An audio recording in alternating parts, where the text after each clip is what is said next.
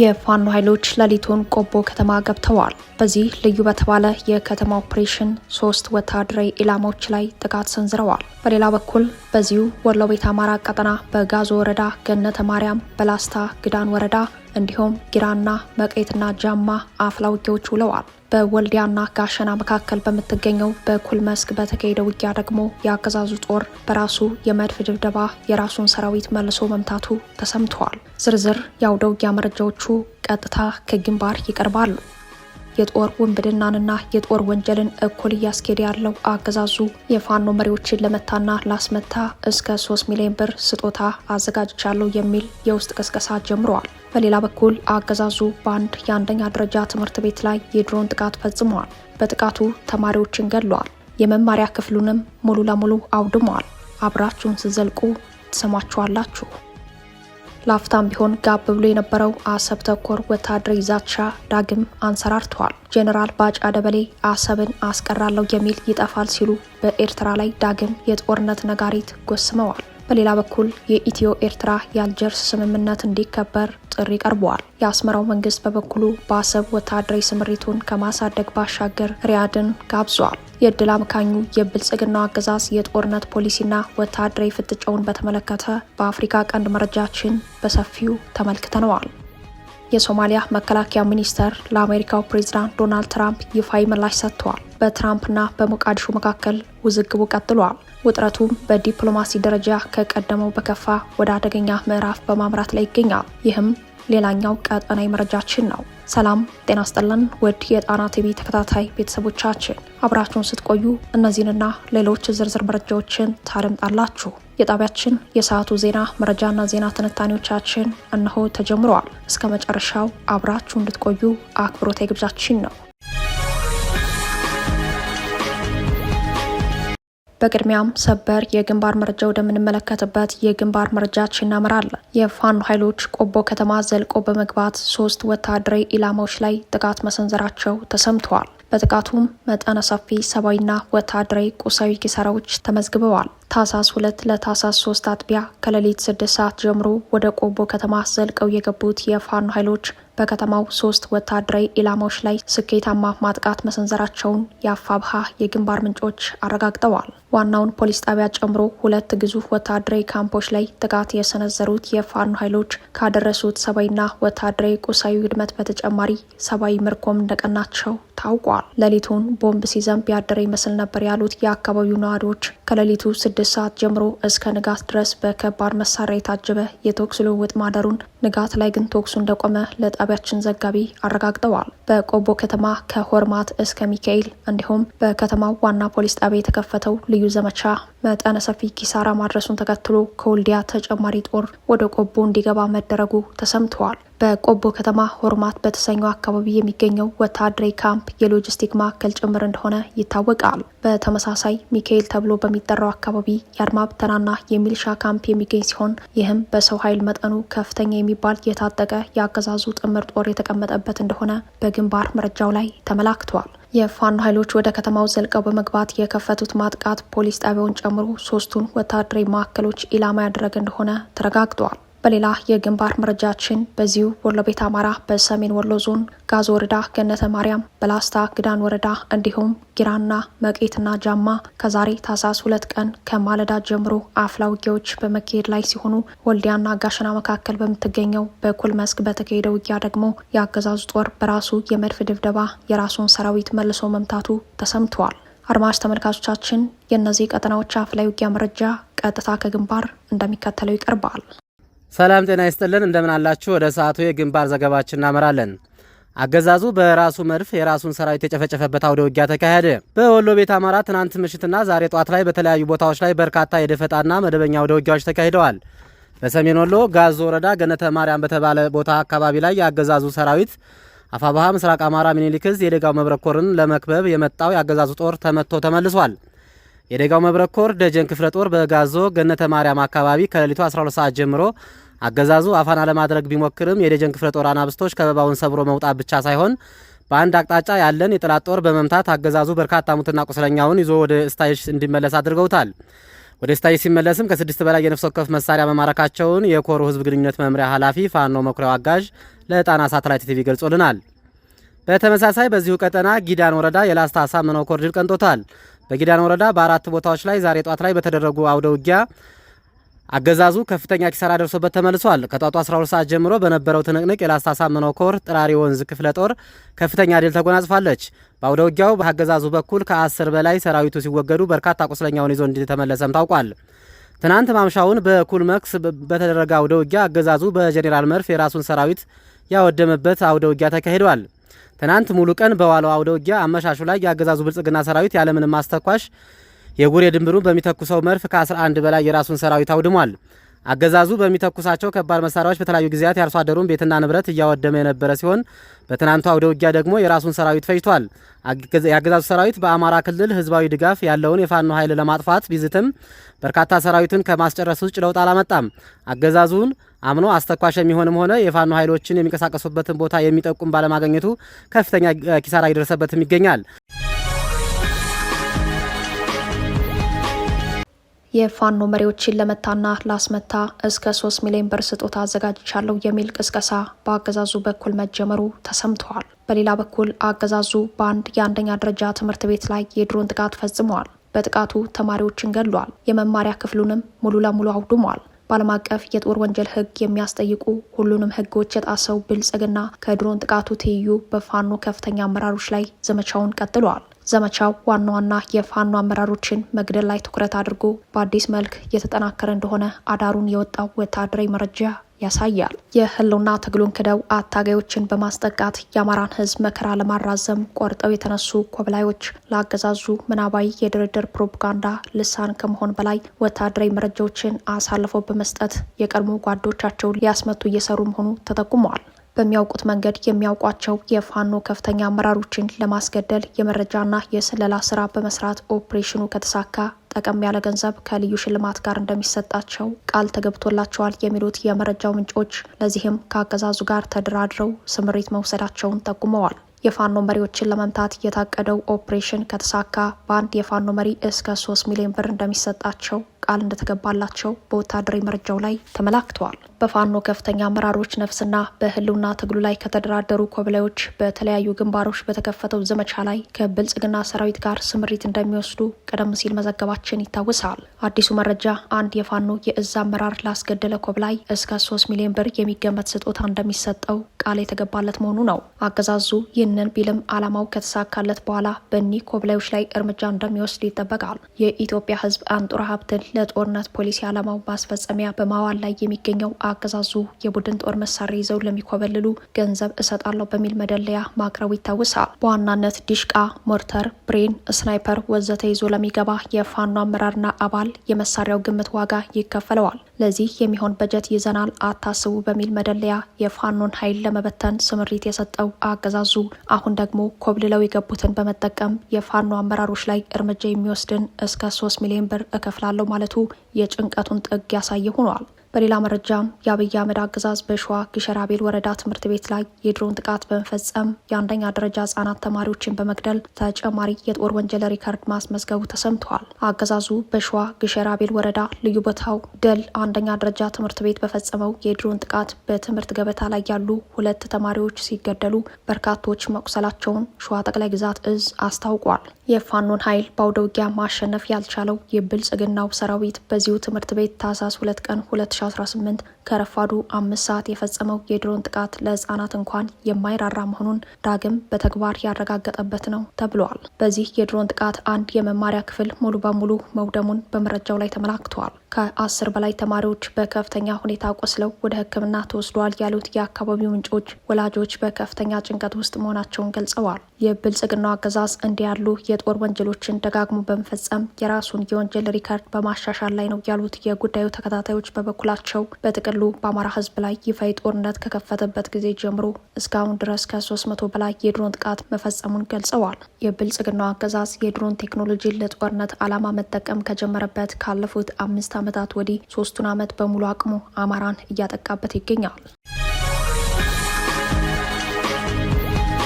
የብልጽግናው ጄኔራል ባጫ ደበሌ አሰብን አስቀራለሁ የሚል ይጠፋል ሲሉ በኤርትራ ላይ ዳግም የጦርነት ነጋሪት ጎስመዋል። በሌላ በኩል የኢትዮ ኤርትራ የአልጀርስ ስምምነት እንዲከበር ጥሪ ቀርበዋል። የብልጽግናው አገዛዝ በሚያራምደው የጦርነት ፖሊሲ እያዋለደው ያለው ድንበር ተሻጋሪ ጦርነት ወደ ሙሉ ግንባር ለማደግ ተጨማሪ ወታደራዊ ዛቻዎችን እያስተናገደ ነው። አንድ ሰሞን ጋብ ብሎ የነበረው አሰብ ተኮር የኦህዴድ ገዢዎች የጦርነት ነጋሪት ጉሰማ ዳግም አገርሽቶ ጄኔራሉ በተለመደው ቋንቋ በኤርትራ ላይ ግልጽ ዛቻ አሰምተዋል። የምርኮ ታሪክ ባለቤቱ ጄኔራል ባጫ ደበሌ አሰብን አስቀራለሁ የሚል ይጠፋል፣ አሰብ ላይ ብቻ ሳይሆን የኤርትራ ሀገርነት ላይ ጥያቄ አለን በማለት ከቀጥተኛ የጦርነት አዋጅ ያልተናነሰ ወታደራዊ ዛቻ አሰምተዋል። ጄኔራሉ ኤርትራ ኢትዮጵያን እያመሰች ነው ሲሉም ከሰዋል። ባጫ በአንድ ያገዛዙ ልሳን ላይ በተሰራጨ የተንቀሳቃሽ ምስል ወታደራዊ ዛቻው እንዲህ ይላሉ። እንኳን አሰብ ቀጥተው እነሱም ህጋዊ በሆነ መንገድ አይደለም የሄዱት። ስለዚህ የሚያስቡ ከሆነ አሰብን በጋራ ጥቅም ለጋራ ጥቅም ማዋል ነው። ለጋራ ጥቅም ካልዋልክ ደግሞ እሱ አይቀርም። ስለዚህ አሰብን አስቀራለሁ ብለት ይጠፋል። ባጫ በዚህ ብቻ አያቆሙም። መስታወት ቤት ውስጥ ቁመ ሌላ ሰው ላይ ድንጋይ መወርወር ምን ሊያመጣ እንደሚችል ይታወቃል ሲሉም ከፈረንጅ አፍ የተዋሱትን ንግግር አክለዋል። ይህም በአስመራው መንግስት ላይ ቅራኔ ያላቸውን ኃይሎች ማስታጠቃችንን መደገፋችንን እንቀጥላለን የሚል የትርጉም አውድ የያዘ ሆኗል። በተለይም አሰብን አስቀራለሁ የሚል ይጠፋል የሚለው የጄኔራሉ ወታደራዊ ዛቻ ብልጽግና በጉዳዩ ላይ የሚከተለውን የጦርነት ፖሊሲ አጉልቶ ያሳየ ሆኖ ተመላክተዋል። ከ30 ዓመታት ትግል በኋላ በተካሄደው ሪፈረንደም ኤርትራ ነጻነቷን በማወጅ ሉዓላዊነቷን አረጋግጣ በዓለም ካርታ እንደ ሀገር ተመዝግባለች የሚለውን ሀሳብ ደጋግመው የሚያነሱት የኤርትራ መንግስት መሪዎች የዓለም አቀፉን ማህበረሰብ ታዘቡልን በሚል ተደጋጋሚ አቤቱታ በማቅረብ ላይ ናቸው። የተባበሩት መንግስታትና የአፍሪካ ህብረት አባል የሆነችውን ሀገር በሰጥቶ መቀበል የጋራ ጥቅም ላይ የተመሰረተ የጋራ ቀጠናዊ ልማት ፖሊሲ መከተል የሚቻልበትን እድል በጦርነት ፖሊሲያቸው ያመከኑት አብይ አህመድ ተከታታይ ወታደራዊ ዛቻዎቻቸው ተጨማሪ ቀውስ በመጋበዝ ላይ ነው። የጉዳዩ ተከታታዮች እንደሚሉት አብይ አህመድ በወደብ ማግኘት ስም በኤርትራ ላይ የሚከተሉት የውጭ ፖሊሲ በጦርነት ላይ የተመረኮዘ መስሏል። የአብይ የወደብ ማግኘት መንገድ የዓለም አቀፍ ህግን ማዕከል ያላደረገና ህጉንም በውል ያላጤነ በፖሊሲና በተጠና ስትራቴጂክ ያልተቃኘ ነው ሲሉ የሰላ ትችታቸውን ያቀርባሉ። በተለይም የሚሉት ታዛቢዎች የምዕራቡ ዓለም ሀገራትን ቢሆን የሀገር ሉዓላዊነትና የግዛት አንድነትን የሚያናጋ የአመፅ ድርጊት አንደግፍም በሚሉበት መድረክ ወታደራዊ ዛቻን ማዕከል ያደረገ መሆኑ የአገዛዙን ፖሊሲ ይበልጥ ያሳይ ሆኗል ሲሉ ይሞግታሉ። አብይና አገዛዛቸው የወደብ አጀንዳውን አንድም ከገጠማቸው ህዝባዊ የቅቡልነት ቀውስ ለማገገም አንድም በዘንድሮ ዓመት ግንቦት መጨረሻ ይካሄዳል ለተባለው ምርጫ የብልጽግና ፓርቲ ድጋፍ ለማሰባሰብና በአማራ ህዝብ ላይ የከፈተውን ጦርነት አይን በመጋረድ ለቀጣይ ስልጣን ለማመቻቸት አለመው በሙሉ ጉልበታቸው ፕሮፓጋንዳው ላይ አተኮሩ እንጂ ደፍረው ጦር አያዘምቱም ሲሉ የሚከራከሩ ወገኖችም አልጠፉም። የአብይ አህመድ የግል ጄኔራሎች ወደ ወሳኙ የቀይ ባህር ተልዕኮ ለማምራት ዝግጅታችንን በማጠናቀቅ ላይ እንገኛለን ካሉ አራተኛው በጋ እየተጋመሰ ነው። ከጦርነት ፖሊሲ ባለቤቱ አብይ አህመድና እርሳቸው ከሚመሩት አገዛዝ በሚታዩ ሁኔታዎች የሉዓላዊነት ስጋት አለብኝ ያለው የአስመራው መንግስት በበኩሉ በአሰብ በኩል ጦሩን ከማጠናከሩ ባሻገር ሳውዲ አረቢያን ወደ ቀጠናው ጋብዞ በማምጣት ሁኔታዎችን የሚቀይር ስትራቴጂካዊ ያለው እርምጃ ላይ ቀጥለዋል። ይህ በእንዲህ እንዳለም የተባበሩት መንግስታት ዋና ጸሐፊ አንቶኒዮ ጉተሬዝ የአልጀርሱ የድንበር ስምምነት እንዲከበር ጥሪ አቅርበዋል። አንቶኒዮ ጉተሬዝ ጥሪውን ያቀረቡት የአልጀርስ ስምምነት 25ኛ ዓመቱን በማስመልከት ባስተላለፉት መልእክት ነው። ዋና ጸሐፊው በብልጽግና የባህር በር አጀንዳ ምክንያት የተፈጠረውን የጦርነት ስጋት በማስታወስ ኢትዮጵያና ኤርትራ በአልጀርሱ ስምምነት የገቡትን የድንበር ቃል ኪዳን እንዲያከብሩ አሳስበዋል። በዋና ጸሐፊው ቃል አቀባይ ስቴፋኒ በኩል የወጣው መግለጫ ዛሬ በኢትዮጵያና ኤርትራ መካከል የነበረውን የድንበር ግጭት በይፋ ያስቆመውና በሁለቱ ጎረቤታማ ሀገራት መካከል ሰላማዊ ግንኙነት እንዲኖር ያስቻለው የአልጀርስ የሰላም ስምምነት የተፈረመበት ወሳኝ ቀን ነው ሲል ቀኑን አስታውሰዋል። በስምምነቱ መሰረት ኢትዮጵያና ኤርትራ በመካከላቸው ያለውን የድንበር ግጭት በዘላቂነት ለመፍታትና ዘላቂ ሰላምን ለማስፈንና የሁለቱንም ሀገራት የግዛት አንድነት እንዲያከብሩ የሚያዘውን የሰላም ስምምነት ቃል እንዲያከብሩና ለዚህም ቁርጠኛ መሆናቸውን በድጋሚ እንዲያረጋግጡ ዋና ጸሐፊው ጥሪ አቅርበዋል። የአስመራ መንግስት በበኩሉ እንኳን የአልጀርሱ ስምምነት ሊከበር ቀርቶ የአስመራው ስምምነትም ተሽሮ ሌላ ዙር ጦርነት እየመጣ መሆኑን ቀደም ሲል ባወጣቸው መግለጫዎች ማሳወቁ ይታወሳል። የሶማሊያ መከላከያ ሚኒስተር ለአሜሪካው ፕሬዝዳንት ዶናልድ ትራምፕ ይፋዊ ምላሽ ሰጥቷል። በትራምፕና በሞቃዲሾ መካከል ውዝግቡ ቀጥሏል። ውጥረቱም ወደ አደገኛ ምዕራፍ በማምራት ላይ ይገኛል። በጉዳዩ ላይ የሶማሊያ መከላከያ ሚኒስተር በይፋ ለትራምፕ ከሳሽ ንግግር ምላሽ ሰጥቷል። መከላከያ ሚኒስተሩ በምላሹ ሶማሊያውያን በትራምፕ ሲንቋሸሹ ዝም አንልም፣ የፕሬዝዳንቱን ዘለፋ ፈጽሞ አንቀበለውም ሲል ተቃውሟል። ትራምፕ ሞቃዲሾን ውጥረት ውስጥ የሚከት መልእክት በማስተላለፍ ላይ ናቸው። ሀገሪቷ ቆሻሻ የምትዘጋና የወንጀል መፈልፈያ ናት። የሀገሪቱ ዜጎች ለምንም አይጠቅሙም፣ ከጠቀሙም መርከብ ላይ ለመንጠላጠል ነው ሲሉ የሶማሊያ ባህር ዘራፊዎችን ጉዳይ አያይዘው በማንሳት ከባድ ዘለፋ አሰምተዋል። ትራምፕ ይህንን ዘለፋ ያሰሙት ከሰሞኑ ፔንሲልቬኒያ ውስጥ በተዘጋጀ ህዝባዊ መድረክ ላይ ነው። ከዚህ ቀደም ብሎ ትራምፕ ሶማሊያውያንን ቆሻሻ ማለታቸውን ተከትሎ ፕሬዚዳንት ሐሰን ሼክ መሐመድ አንዳንድ አካላት ሶማሊያን የሚያዩበት አይን የተሳሳተ ነው፣ መነጽራቸውን ያስተካክሉ ማለታቸው ይታወሳል። የሶማሊያ ጠቅላይ ሚኒስተር በበኩላቸው ለፕሬዚዳንቱ የተሻለው ምላሽ መልስ አለመስጠት ነው ብለው ነበር። የሶማሊያ መከላከያ ሚኒስተር ደግሞ ፕሬዚዳንት ትራምፕ ወደ ሶማሊያ በማተኮር ከማናጠብ ይልቅ ለአሜሪካ መራጮች የገባውን ቃል መፈጸም ላይ ቢያተኩር የተሻለ ነው ሲል ምክር ሰጥተዋል። የሶማሊያ መከላከያ ሚኒስተር አሜሪካ በጸረ ሽብር ዘመቻ ለሶማሊያ የምታደርገውን ድጋፍ አድንቆ፣ ሆኖም የፕሬዚዳንቱ የሶማሊያ አገላለጾችን ግን በጽኑ ተቃውሟል። ሶማሊያውያን በዓለም የሚታወቁት ትጉህ ሰራተኞች በመሆን ነው ያለው ሚኒስተሩ፣ መለያችን ችግር መጋፈጥ እንጂ ቆሻሻ አይደለም ብለዋል። መኖራችንን ህልውናችንን የሚክዱ ባለበት ዓለም መሳደድ፣ መገደል፣ መዋረድ ፈተናችን ነው። ይህንን በመቋቋም ነው የምንታወቀው በማለት የትራምፕን ንግግር ተቃውሞ ምላሽ ሰጥቷል። ሶማሊያ ግን በትራምፕ ብቻ ሳይሆን በአሜሪካ አጋር እስራኤል ጭምር ተከታታይ ዛቻ እየደረሳት በስጋት ላይ ትገኛለች። እስራኤል የመን ላይ ሆነው ሚሳኤሎችን በማስወንጨፍ የእስራኤል ዋና ከተማ ቴልአቪቭን ሳይቀር ሲያጠቁ የነበሩት የየመን ሁቲ አማጽያን ቀይ ባህርን አቋርጠው በስፋት ወደ ሶማሊያ እየገቡ መሆኑን በደህንነቶቿ በኩል እንደደረሰችበት በመጠቆም ሶማሊያ ላይ ያነጣጠረ ማስጠንቀቂያ በመስጠት ላይ ናት።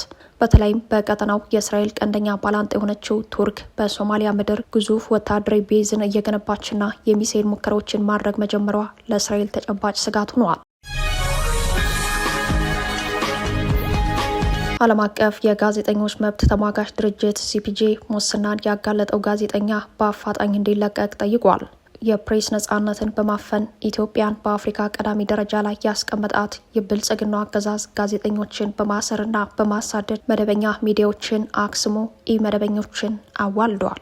በጉዳዩ ላይ ተደጋጋሚ ሪፖርቶችንና መግለጫዎችን በማውጣት የአገዛዙን የአፋኝነት ጥግ ያጋለጠው ዓለም አቀፍ የጋዜጠኞች መብት ተሟጋች ድርጅት ሲፒጄ ዛሬም የጋዜጠኞች ይፈቱ ጥያቄ አቅርቧል። ሲፒጄ ሙስናን በማጋለጡ ለእስር ተዳርጓል ያለው ጋዜጠኛ በአፋጣኝ እንዲለቀቅ የሚጠይቅ መግለጫ አውጥቷል። ድርጅቱ በመግለጫው ከህዳር ወር ቀን 22 ጀምሮ የሐሰት መረጃ በማሰራጨትና ስም በማጥፋት ክስ በእስር ላይ የሚገኘው ጋዜጠኛ ኢዮብ ሽመልስ በአስቸኳይ እንዲፈታ ነው የጠየቀው። ጋዜጠኛ ኢዮብ ሽመልስ በሲዳማ ክልል ሙስናን በተመለከተ ባቀረበው የቲክቶክ ዘገባ ህዳር 22 ቀን ከቀኑ 10 ሰዓት ላይ ታስሯል። ጋዜጠኛው ሐዋሳ ከሚገኘው መኖሪያ ቤቱ አቅራቢያ ተይዞ አዲስ ከተማ ክፍለ ከተማ ወደሚገኘው ፖሊስ ጣቢያ መወሰዱን ጉዳዩን ያውቃሉ ያላቸውን 2 ሰዎች ጠቅሶ በመግለጫ አመላክተዋል። ጋዜጠኛው ሙያዊ መብቱን ተጠቅሞ በቅርቡ በሲዳማ ክልል በባለስልጣናት ተፈጽመዋል የተባለውን ሙስናና በደል በዘገባው መጠየቁንና የዓይን እማኞች ምስክርነት መስጠታቸው ድርጅቱ ጠቅሷል።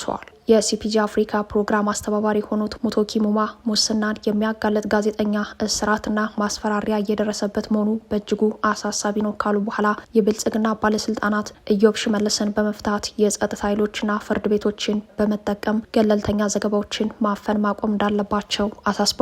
ጋዜጠኛው በባለስልጣናት ለ1 ዓመት ለተደጋጋሚ ዛቻና ማስፈራሪያ የገጥመው እንደነበርና ተደብቆ ለመኖር ተገዶ እንደነበር ሲፒጄ በመግለጫው አብራርተዋል። ድርጅቱ ጉዳዩን በተመለከተ ለሲዳማ ፖሊስና ለክልሉ ኮሚኒኬሽን ጉዳዮች ቢሮ ጥያቄዎችን ልኮ ምላሽ አለማግኘቱን በመግለጫው አስፍረዋል። የብልጽግናው አገዛዝ ጋዜጠኞችን በማሰርና በማሳደድ በሚፈጽመው የፕሬስ ነጻነት አፈና በኢትዮጵያ የሕዝብ ድምጽ የሆኑ መደበኛ ሚዲያዎችን አጥፍቶ በምትኩ መደበኛ ያልሆኑና ለጥፋት ፕሮጀክቱ ልሳን የሆኑ የሶሻል ሚዲያ ሚሊሻዎችን በከፍተኛ በጀት በማበረታታት ላይ ይገኛል። ክቡራትና ክቡራን ቤተሰቦቻችን ለሰዓቱ የተሰናዱት መረጃዎቻችን የተከታተሏችኋቸውን ይመስሉ ነበር። አብራችሁን ስለቆያችሁ ልባዊ ምስጋናችን ይድረሳችሁ እያልን የጣና ቲቪ ወቅታዊ ዜናዎች፣ ትንታኔዎችና ልዩ ልዩ ፕሮግራሞች እንዲደርሷችሁ ቻናላችን ሰብስክራይብ በማድረግ ቤተሰብ ይሁኑ። በተሳትፎ የትግል ሚዲያው እንዲያጠናክሩ ጥሪያችን እናቀርባለን። ጣና ቲቪ ከሀቅ ጋር